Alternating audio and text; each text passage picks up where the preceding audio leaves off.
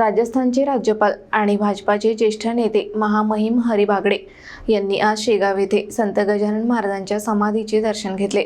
Khamgaon urban बँकेच्या उद्घाटनासाठी जिल्हा दौऱ्यावर असताना त्यांनी श्रींच्या चरणी नतमस्तक होत भक्तिभाव व्यक्त केला।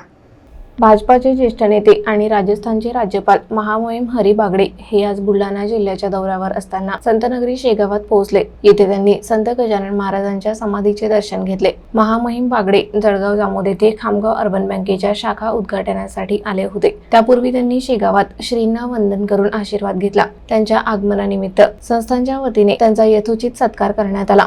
यावेळी कामगार मंत्री ॲडव्होकेट आकाश पुणकर, जिल्हाधिकारी डॉक्टर किरण पाटील, उपविभागीय अधिकारी डॉक्टर रामेश्वर पुरी, जिल्हा पोलीस अधीक्षक विश्व पानसरे, अपर पोलीस अधीक्षक अशोक थोरात आणि तहसीलदार दीपक बाजळ आदी मान्यवर उपस्थित होते। दर्शनानंतर महामहिम बागडे यांनी खामगाव अर्बन कोऑपरेटिव्ह मल्टीस्टेट बँकेचे अध्यक्ष विजय पुंडे यांच्या निवासस्थानी सदिच्छा भेट दिली। त्यानंतर ते जळगाव जामोद येथे नियोजित कार्यक्रमासाठी रवाना झाले। राज्यपाल हरी बागडे यांच्या या दौऱ्यामुळे संतनगरी शेगाव आणि बुलढाणा जिल्ह्यात विशेष उत्साहाचे वातावरण पाहायला मिळाले।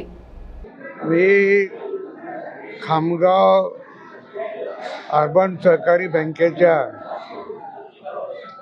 जळगाव जामोदला जी ब्रांच निर्माण होणार आहे, तर त्या बँकेच्या उद्घाटनासाठी इकडे आलेलो होतो आणि जळगाव जामोद जवळच शेगाव आहे किंवा शेगाव जवळच जळगाव जामोद आहे।